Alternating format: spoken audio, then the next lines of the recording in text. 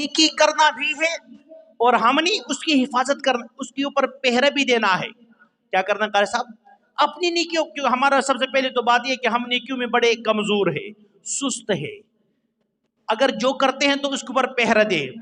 ایک تو کسی کو اس نیکی کو کے اندر کسی کو شریک نہ کرے، ریاکاری اپنی دل سے نکالے۔ دوسری بات اس کی حفاظت کیا ہے؟ ان نیکیوں کی حفاظت کرے، اپنی اس زبان کو کنٹرول میں رکھے۔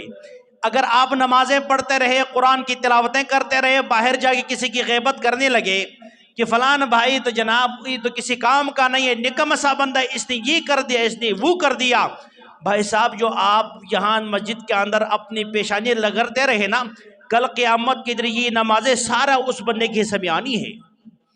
یہ آپ کے حج اور عمرے، یہ آپ کا خیرات، یہ آپ کا صدقات، جس کی آپ نے غیبت کی، اس کی عدم موجودگی میں یہ سارے اس کے کھاتے میں جاتے ہیں۔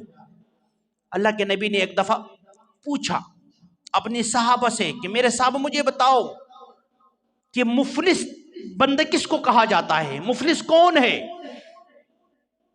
صحابہ نے عرض کیا یا رسول اللہ، ہم مفلس تو اس کو کہتے ہیں جس کے پاس دراہم دینار نہ ہو، مال مویشی نہ ہو، ہم کہتے ہیں یہ بندہ بڑا مفلس ہے، کنگال ہے۔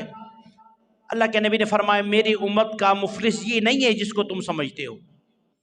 فرمایا کہ میرے امت کا مفلس ترین شخص وہ ہوگا، کل قیامت کا دن ہوگا جب میزان کے اوپر اس پہ باری آئے گی کہ آج فلان ابن فلان کی باری ہے، میزان کے اوپر آ کے اپنا حساب دے۔ فرمایا وہ اتنا زیادہ نیکیاں لے کر آئے گا کہ احد پہاڑ کے برابر وہ نیکیوں کا وزن ہوگا بھائی۔ لیکن جب وہ نیکی آئے گی، جو اعلان ہے نا، میدان محشر کے اندر جتنے بھی بندے تھے وہ سارے تو سنیں گے۔ اب یہ ہوگا کہ اس بندے نے جس کا حق مارا ہے، جس کو ستایا ہے، جس پر الزام تراشی کی، جس کی عزت خراب کی، جس کی غیبت کی، وہ سارے لین بن کر کے پہنچ جائیں گے۔ جیسا کہ آج کی اس دور میں ہم آٹا کے لیے لین لگاتے ہیں، بیچارے صبح جاتے ہیں شام کو واپسی ہوتی ہے 5-10 کلو آٹا کے لیے، اس سے بھی بڑی لین لگنے والی ہے۔ یا اللہ اس بندے نے ہمیں تھپڑ مارا ہے، آج تھپڑ کے بدلے میں تھپڑ تو ہے نہیں کہ دلیل بھائی کو ذرا کھینچ کے 2 لگاؤ، یہ نہیں ہے بھائی، ادھر سے نیکی اس کے کھاتے میں دے دو۔ اچھا اس نے مجھے گالی دی، اس کے بدلے میں نیکیاں کاٹو۔ اس نے میرے اوپر ظلم کیا، نیکیاں کاٹو۔ اس نے میرے جائیداد کے اوپر ناجائز قبضہ کی، نیکیاں کاٹو۔ اس نے جناب تہمت لگائی، نیکیاں کاٹو۔ میری غیبت کی، نیکیاں کاٹو۔ یہ کاٹتے کاٹتے کاٹتے کاٹتے ایک وقت ایسا آئے گا اس کی ساری نیکیاں ختم، اور نیکیاں بھی کتنی؟ احد پہاڑ کے برابر۔ لیکن ابھی جس کو ستایا تھا وہ ابھی بھی باقی ہے۔